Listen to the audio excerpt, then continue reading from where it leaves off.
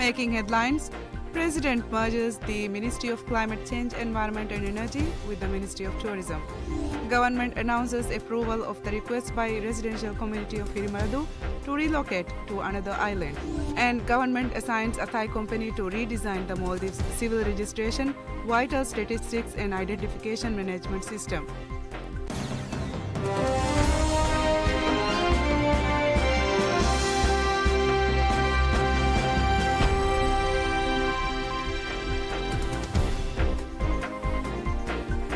Bismillahirrahmanirrahim. Assalamu alaikum. Welcome to PSM News in English with me, Hafiz Abdul Sattar. And now the news in detail. President Dr. Mohammad Muiz merges the Ministry of Climate Change, Environment and Energy with the Ministry of Tourism to create a new Ministry of Tourism and Environment, appointing Tariq Ibrahim to lead the newly formed ministry. The appointment ceremony took place on a Saturday afternoon at the President's office. Prior to assuming his new role, Minister Tariq took his oath of office before Chief Justice Ahmad Muhtasim Adnan. Following the oath, President Dr. Muiz presented him with his ministerial appointment letter. After the formal appointment, President Dr. Muiz held a meeting with Minister Tariq. During their discussion, the President emphasized the strategic importance of promoting the Maldives through an integrated approach that highlights the synergy between the nation's environmental heritage and its tourism sector. President Dr. Muiz's decision to merge the two ministries came just 5 days after he dismissed Minister of Tourism Ibrahim Faisal from his post.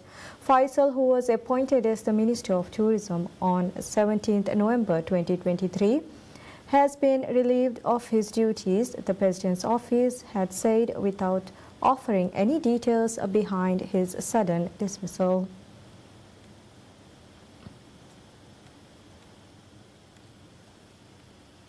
The administration announces its approval of the request by the residential community of Hirimaradu, Hadal Atoll, to permanently relocate to another island. This decision was revealed by Hina Walid, chief spokesperson for the President's office, through a social media post. According to Walid, the administration will oversee the permanent relocation of the Hirimaradu community to Hanimadu within the same atoll. The initial request for relocation was submitted by the residents of Hirimaradu in September 2024 and deliberations commenced in October of the same year.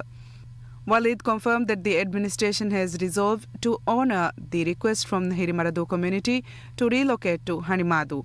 In a related development, Adam Sharif Umar, Minister of Cities, Local Government and Public Works, revealed that the ministry has initiated deliberations regarding the relocation process.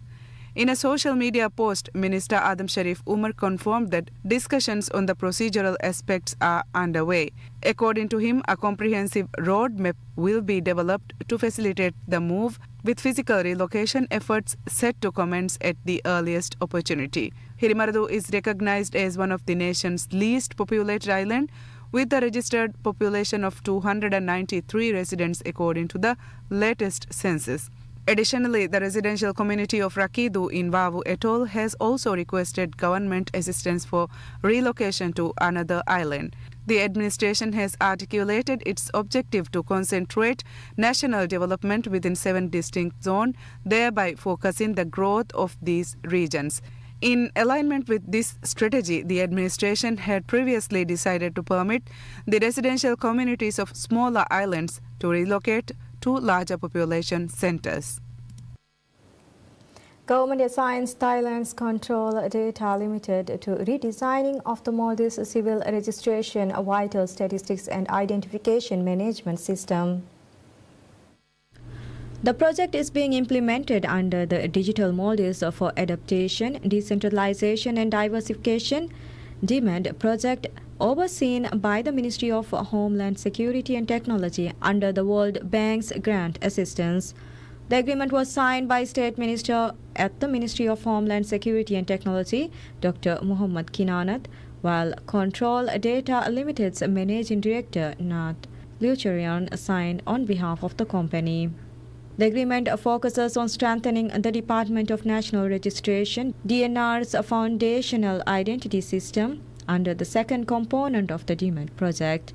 Once established, the system will enable the operation of the EFAS digital identity system managed by the National Center for Information Technology (NCIT), population recording by local government authorities and councils, and statistics required by the Ministry of Health and the Maldives Statistical Bureau to be accessed in real time safely and accurately through a digital system.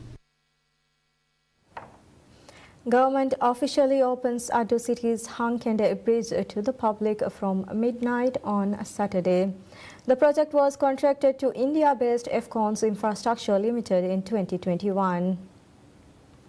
The bridge is located southwest of Hankede, which is a separate island of the link road. The company had completed and officially handed over the project to the government in August last year. Deputy Minister of Construction, Housing and Infrastructure Ibrahim Nazim told to PSMNEWS that the bridge opening was delayed because of safety check survey. He pointed out that the Hankede bridge is just 20% of the wider initiative to develop the road in Addo city. The Ministry of Construction, Housing and Infrastructure said with the opening of the new bridge, the road used earlier will be closed off and will no longer be used for traffic. The ministry said that with the Hankede Bridge project, the majority of $64.9 million road project in Addo city has been completed.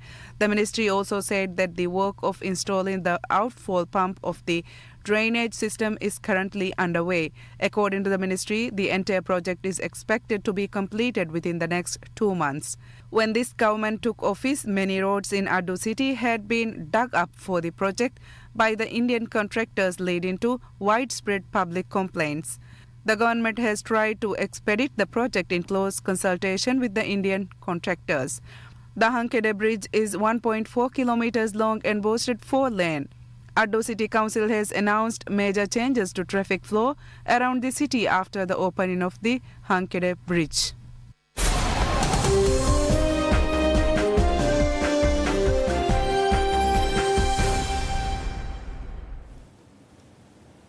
U.S. stocks ends lower with indices losing ground after the White House said U.S. President Donald Trump will implement on Saturday tariffs of 25% on Canadian and Mexican imports and 10% on Chinese goods.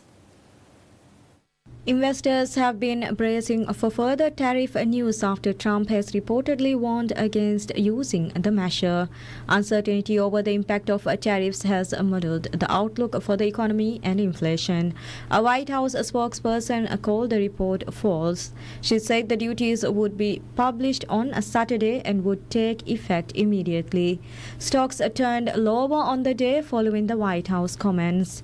Earlier in the session, economic data reinforced expectations that the Federal Reserve would keep interest rates unchanged for longer. U.S. prices increased as expected in December, while consumer spending surged.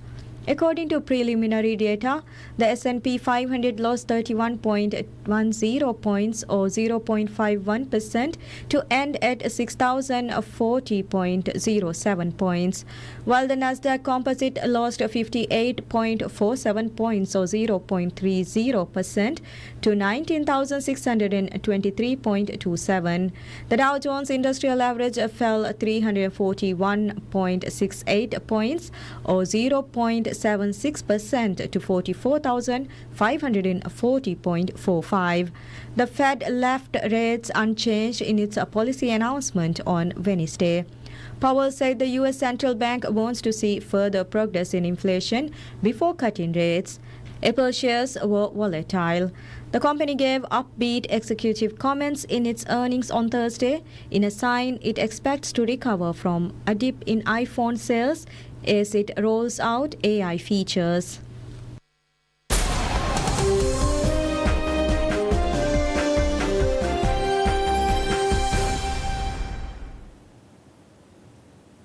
Israel allows ambulances carrying Palestinian patients to leave Gaza for medical care abroad, left Nasr Hospital in Khan Yunis.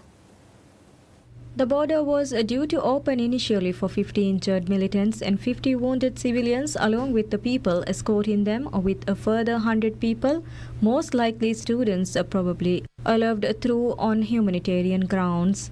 Children suffering from cancer and heart conditions are among the patients being evacuated. These will be the first medical evacuations over Rafah since it was shut in May last year. The ceasefire deal between Israel and Hamas has allowed for a surge in humanitarian aid and enabled the release of Israeli hostages in Gaza and Palestinian prisoners from Israeli jails. Experts had warned of imminent famine in parts of northern Gaza before the agreement. Supplies have since risen, and the World Food Programme said more than 32,000 tons of food had entered Gaza since the January 19th deal took effect. The World Health Organization's Dr. Rick Peppercorn said that 12,000 to 14,000 patients were waiting to be evacuated from Gaza across the Rafah crossing. The medical evacuations are part of an initial 6-week ceasefire agreed with Egyptian and Qatari mediators and backed by the United States. The Southern African Development Community (SADC) calls for a joint summit with the East African Community to address the escalating conflict in Eastern Democratic Republic of Congo, where Rwanda-backed M23 rebels have made significant advances. The 16-member SADC expressed concern over the situation, which has raised fears of a broader regional conflict in a meeting in Harare. The bloc also discussed heavy losses suffered by its combined force tasked with combating insurgents in eastern Congo. SADC called for defense ministers from contributing countries to visit Congo to ensure the safety of their forces and facilitate repatriation of injured troops. Summit called for the immediate dispatch of ministers of defense, chiefs of defense, and troop contributing countries to DRC to ensure the SAMI DRC troops are safe and facilitate immediate repatriation of the deceased troops and those who are injured. Summit called for an immediate joint summit of SADC and East African Community EAC to deliberate on the way forward regarding the security situation in the DRC. The M23 rebels who seized Goma earlier this week have been pushing south, prompting international backlash against Rwanda and intensifying diplomatic efforts to contain the crisis. Protesters took to the streets of Panama City to demonstrate against U.S. Secretary of State Marco Rubio's upcoming visit, sparked by growing tensions over the Panama Canal's control. Dozens of demonstrators, primary students and university professors blocked streets near the University of Panama, where they burned effigies of President Donald Trump and Panamanian President Jose Raul Mulino images. The protest follows recent U.S. statements about potentially retaking control of the strategic waterway. Roberto Hens, one of the demonstrators, said that the Secretary of State of the new U.S. government is visiting Panama to impose Trump's plan. He said that it shows a lack of respect for the autonomy and self-determination of the people. He repeatedly said that the canal belongs to Panama. Mulino rejected any possible negotiations over the canal's control before he scheduled a meeting with Rubio on Sunday. Rubio's visit to Panama, part of his first international tour as Secretary of State, comes amid rising concerns about Chinese influence in the region. The diplomatic mission also aims to address irregular migration through the Darien Jungle and regional security issues. Rubio's Central American tour includes El Salvador, Costa Rica, Guatemala, and the Dominican Republic stop.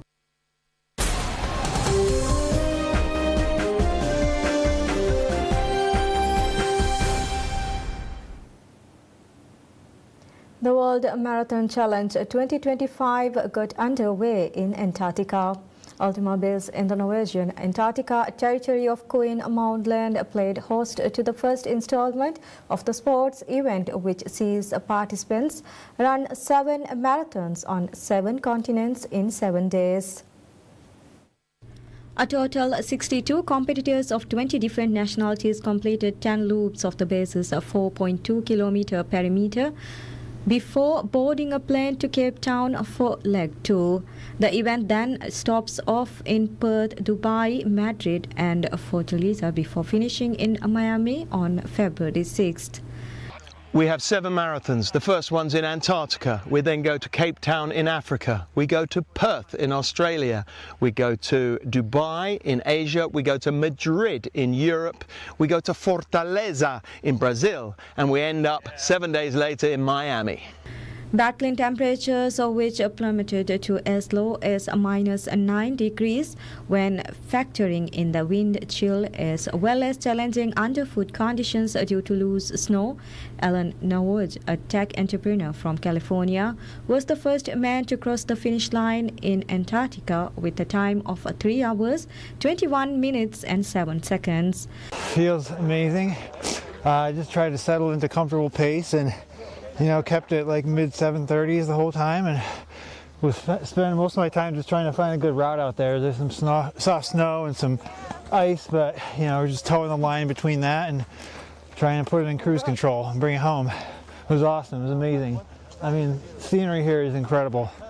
Never seen anything like this. Spanish athlete Estefania Onzolupol meanwhile finished in 3 hours 38 minutes and 53 seconds to win the women's race. The Premier League club Aston Villa announces that a Saudi Arabian side Al Nassr have signed 21-year-old Colombian forward John Duran for an undisclosed fee. Although financial details were not disclosed by either club, British media reported that the deal to sign the Colombia international was worth around 77 million euros or $80.21 million plus add-ons. It is the second highest transfer fee Villa have ever received after winger Jack Grealish moved to Manchester City for a reported fee of £100 million or $124.05 million in 2021. Villa said in a statement that the club can confirm that John Duran has joined Al Nassr for an undisclosed fee. The statement also said that everyone at Aston Villa would like to wish John all the best in the next step of his professional career. Duran, who joined Aston Villa from US club Chicago Fire FC in 2023, scored 20 goals in 78 appearances for the Birmingham-based side. Capped 15 times for his country, Duran will link up with Portugal captain Cristiano Ronaldo and Sadio Mane at Al Nassr, who are third in the Saudi Pro League standings with 38 points from 18 matches. In July, Duran appeared to be on the verge of signing for West Ham United, with British media reports saying he had agreed personal terms ahead of a move worth £35 million. The switch never materialized, and the Colombian then scored 4 league goals after coming off the bench in their first 6 games, including winners against West Ham United, Leicester City and Everton. A runner-up with Colombia at the 2024 Copa America, Duran has netted 12 goals in all competitions, including 7 in the Premier League.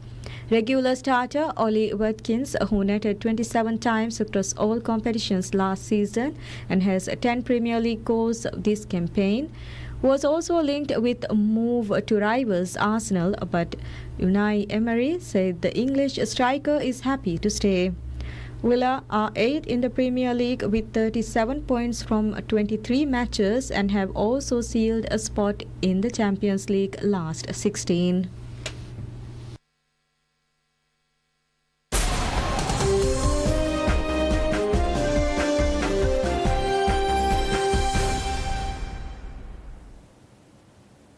An international team of scientists identifies the unique anti-icing properties of polar bear fur, attributing its effectiveness to a natural grease coating. The discovery helps explain how the species endures Arctic conditions while also suggesting potential applications in industrial anti-icing technologies.